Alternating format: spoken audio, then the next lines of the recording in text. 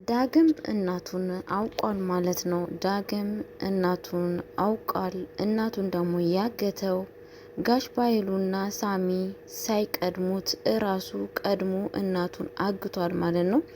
እናቱን ደግሞ ያገዳት ለምን እንደሆነ እስከ መጨረሻው ድረስ ቪዲዮን ተከታተሉ ማለት ነው። ሰላም ሰላም ብያለሁ ውድ የተከበራችሁ የብሌን ድራማ ቤተሰቦች እንዴት ናችሁ? ደህና ናችሁ? አለው እግዚአብሔር ይመስገን እኔ በጣም ደህና ነኝ።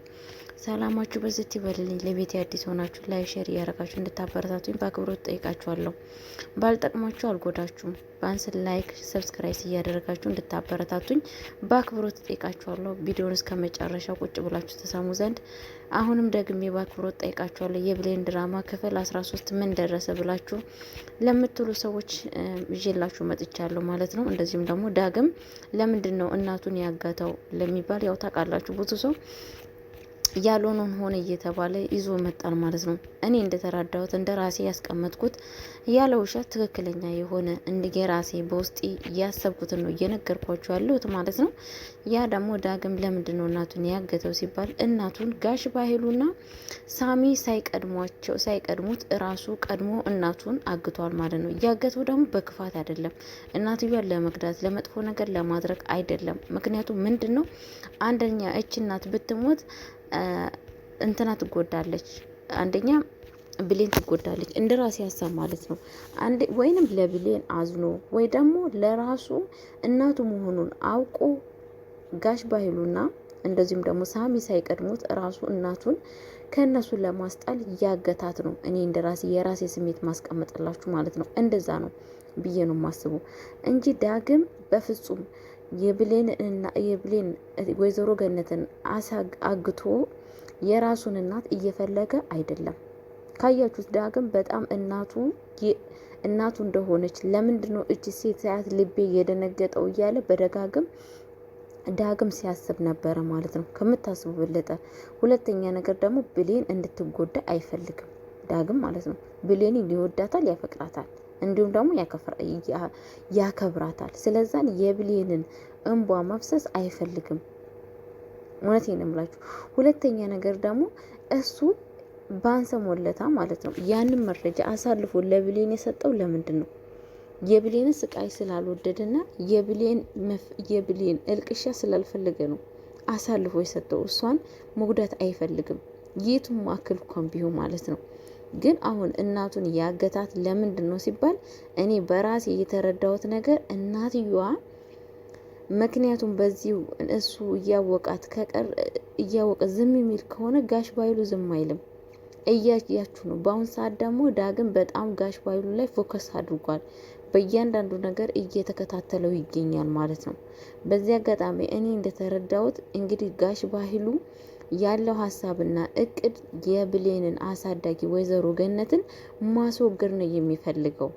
ይሄ መረጃ ደግሞ ለሳሚ ሳይደርሰው አይቀርም። ስለደረሰው ያለው አማራጭ ምንድን ነው?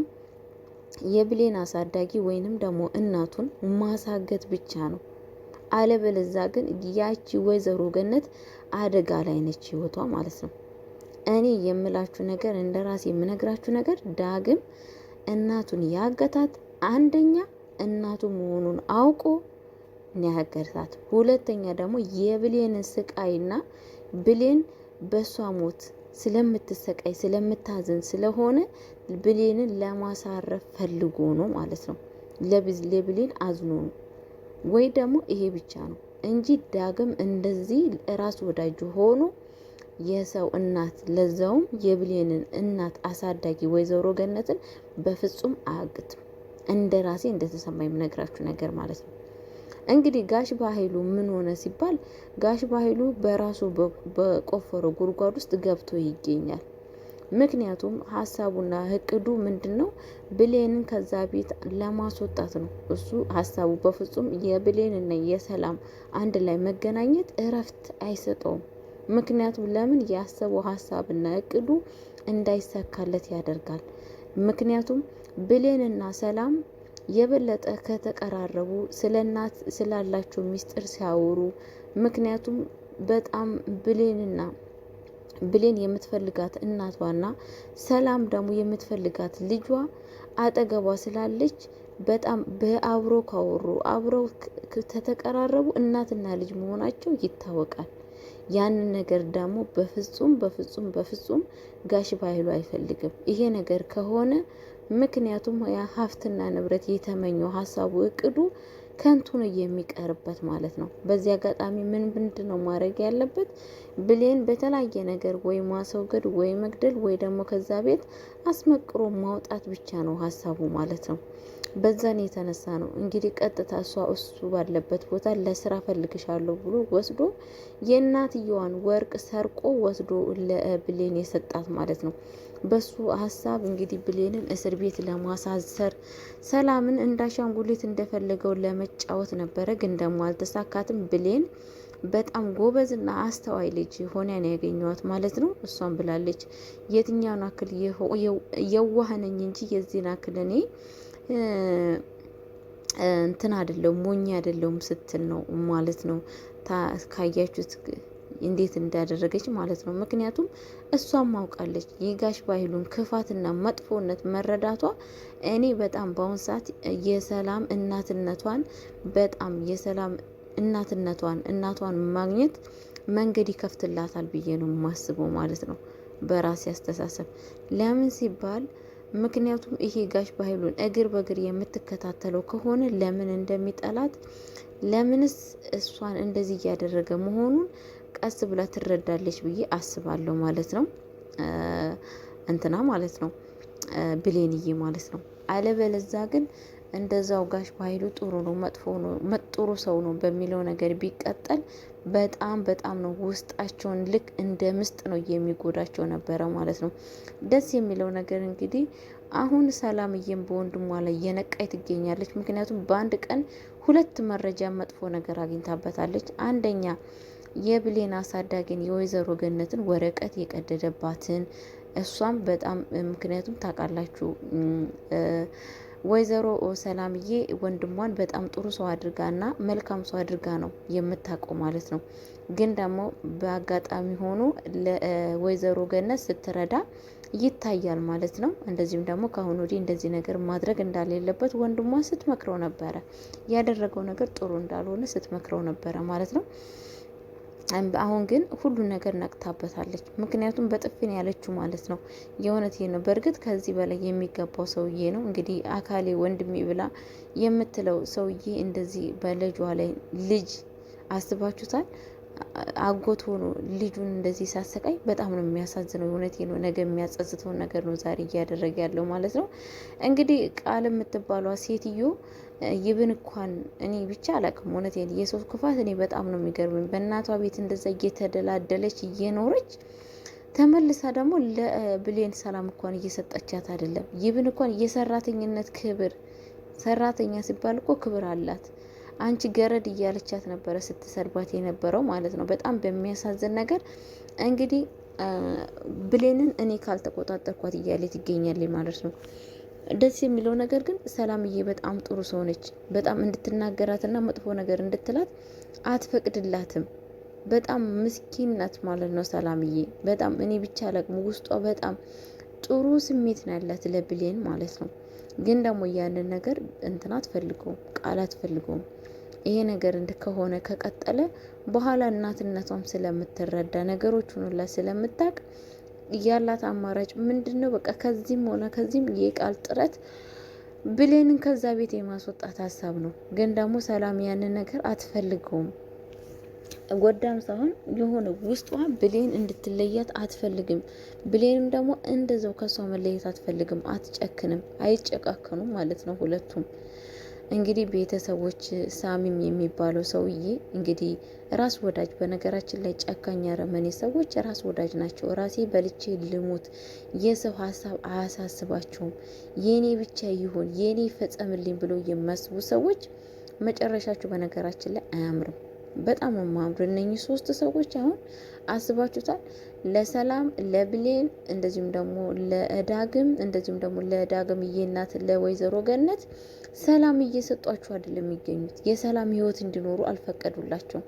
በጣም በሚያሳዝን ይሄ ሁላ ምንድነው የእነሱ ጥቅም እንዳይቀርባቸው፣ ይሄ ሁላ ለምንድነው ራስ ወዳጅነታቸው ነው ይሄ ሁላ ነገር ውስጥ እየጨመራቸው ያለው ማለት ነው። በጣም በሚያሳዝን ነገር ቤተሰቦች እንግዲህ ቃልም በማስመሰል ውስጥ ቀጥላለች ማለት ነው። እንግዲህ እንትና ክፍል 11 አይታችኋል ማለት ነው።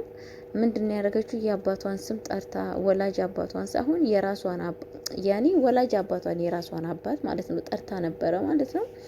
እንግዲህ ደጋግማ ሰላም ስታስጠራት ነበረ ማለት ነው። ደጋግማ ከአንዴም 3 ስትጠራ ነበረ ማለት ነው። ማለትም ያኔ እሷ እንደ ብሌን ሆና ነው የገባችው፣ ግን እሷ ትክክለኛ አባቷን የጠራችው። እዚህ ጋር እንግዲህ ማስመሰሏ አልተሳካላትም ማለት ነው።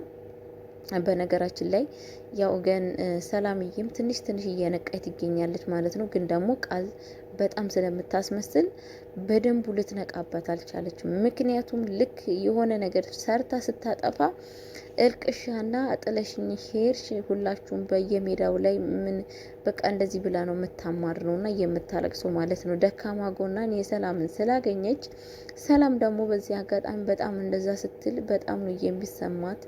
እሷን የምታደርጋት አማራጯ አቅፋ ወይ ደግሞ ማስተዛዘንና ወይ ደግሞ ማባበል ነው ማለት ነው። በነገራችን ላይ ይሄንን ነው የምታደርገው ቃል። አሁን የወይዘሮ ሰላምዬን ልብ ስስ ልቧን ያገኘችው በዚህ ነው ማለት ነው። በጣም በሚያሳዝን ነገር ግን በዛን ጊዜ ኮስተር ብላ ነገሮችን ሁላ ብታጣራ በእርግጠኝነት ሆኜ ነው ምላችሁ ቃል ትናገራለች ማለት ነው። ቃል የምትባሏ ሴትዮ እንግዲህ ሴጣን የሚቀናባት ነፍስ ገዳይ ከአንዴም ሁለቴ ሙከራ ያደረገች ነች። ግን ደግሞ አልተሳካላትም። ደስ የሚለው ነገር ደግሞ የሚገርመው ነገር ያው ዳግምን ትወዳለች። ዳግም ደግሞ ያው ብሌንዬን ወዷታል ማለት ነው። ለብሌን ፍቅሩን እየገለጠላት ይገኛል። አንቺ በጣም ውብና በጣም ድንቅ ሴት ነሽ እያላት ይገኛል ማለት ነው። ደስ የሚል ነገር እንግዲህ ብሌንዬም ወደዋለች። በጣም ነው የሚያስታውቅባት ማለት ነው። በጣም ደስተኛ ነች ከሱ ጋራ በመሆኗ። ይሄንን ደግሞ እንግዲህ ደግሞ ቃል ስትሰማ እንግዲህ ያዙ ይልቀቁኝ ነው የምትለው። እንግዲህ ምንም ማድረግ አይችልም። ፍቅር ከእግዚአብሔር የመጣ ነው ከሰዎች አይደለም ማለት ነው። እና እንደ ብሌን ለመወደድ እንደ ብሌን መሆን አለባት ማለት ነው። እንደ ብሌን መሆን ሰው ልጅ ለመወደድ ማለት ነው መልካም ጸባይና መልካም ማንነት ያስፈልገዋል። አለበለዛ ግን ማንም ሰው ተነስቶ ማንንም ሰው ሊወድ አይችልም። አብዛኛው ወንዶች ሴቶችን ሲወዱ ብዙ ነገር አስተዋይ ወንድን ያልኳቸው አንዳንዶች ወንዱማ ዳሌ ያላት ቆንጆና መልኳ አላት ቀይናት ጸጉር አላት ምናምን እያሉ እየጠበሱ ዛሬ ባዷቸውን የቀሩ ሰዎች ብዙ ናቸው። ግን ደግሞ አስተዋይ ሴትና በጣም ምግባር ያላት ሴት ያገቡ ሰዎች መልክ ሳይሉ ምን ሳይሉ የውስጧን ማንነት አግብቶ የኖሩ ሰዎች ዛሬ በፍቅርና እየኖሩ ይገኛሉ ማለት ነው። በዚህ አጋጣሚ ወንዶች አዳሞች ማለት ነው አስተዋይ ሴት ምረጡ። እንደዚህም ደግሞ ወንዶች ሴቶችም እንደዛው ደረቱ ባቱ እያላችሁ አትጨመላለቁ ማለት ነው። እግዚአብሔር የሰጣችሁን መልካም ሰው ድንቅ የሆነ ሰው ለእናንተ የሚያስብና የሚወዳችሁ አንደኛ ነገር ለእግዚአብሔሩን የሚፈራ መልካም ወንድ ካገኛችሁ የራሳችሁ ለማድረግ ሞክሩ ማለት ነው። ይሄ ሀብት ንብረት ምናምን አለው ቆረጠኝ ፈለጠኝ ያምራል አያምርም ምናምን የምትሉትን ነገር አለጀንብ ማስቀመጥ አለባችሁ። ትዳር ከላይ ስጦታ ነው ማለት ነው። ፍቅርም ከላይ የሚሰጥ ነገር ነው። ዝም ብሎ የሚገኝ ነገር ስላልሆነ የተሰጣችሁንን አመስግናችሁ ተቀበሉላችሁ።